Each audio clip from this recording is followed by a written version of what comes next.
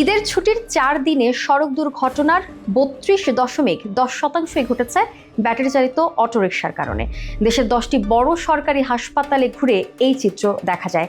Road safety ফাউন্ডেশনের গত বছরের এক প্রতিবেদনে দেখা যায়, ঈদুল আজহার সময়ে সড়কে সবচেয়ে বেশি দুর্ঘটনার শিকার হয়েছিল মোটরসাইকেল, 51.36%। তবে এবার মোটরসাইকেল ও ব্যাটারি চালিত অটোরিকশা দুর্ঘটনায় আহতের হার প্রায় সমান পর্যায়ে পৌঁছেছে।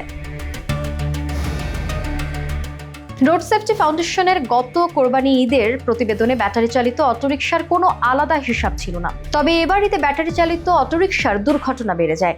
এর কারণে কয়েকটি হাসপাতাল তাদের রোগী নিবন্ধন খাতায় দুর্ঘটনার কারণ হিসেবে অন্যান্য যানবাহনের সঙ্গে অটোরিকশার তথ্য সংরক্ষণ করা হয়।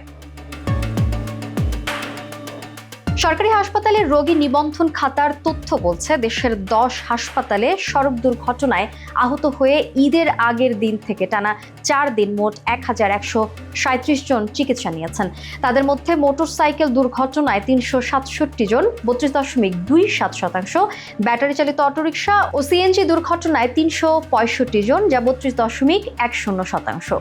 বাস, মাইক্রোবাস, ট্রাক ও কাভার্ড ভ্যানের মতো 4 চাকার যানবাহন দুর্ঘটনায় আহত হয় 115 জন। তবে চিকিৎসা নেওয়া 290 জনের আহত হওয়ার কারণ লেখেনি হাসপাতাল কর্তৃপক্ষ।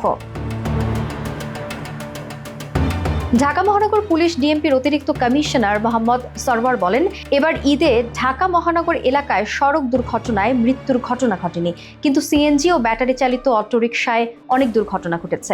এর মধ্যে ব্যাটারি চালিত অটোরিকশায় মামলা করার সুযোগ না থাকায় একটু বেগ পেতে হচ্ছে। প্রধান সড়কে রিকশা চলাচল বন্ধে বেশ কিছু উদ্যোগ নেওয়া হয়েছে। এটা সক্রিয়ভাবে বাস্তবায়ন হলে সড়কে রিকশা কমে আসবে বলে তিনি আশা প্রকাশ করেন। ব্যাটারি চালিত অটোরিকশার দুর্ঘটনা এড়াতে রাজধানীর বিভিন্ন স্থানে ট্র্যাপার বসানো হয়েছে, কিন্তু এতে তেমন কোনো সুফল মেলেনি, বরং ভোগান্তিতে পড়ছে অটোরিকশার চালকেরা। এতে ক্ষোভ প্রকাশ করেছেন তারা।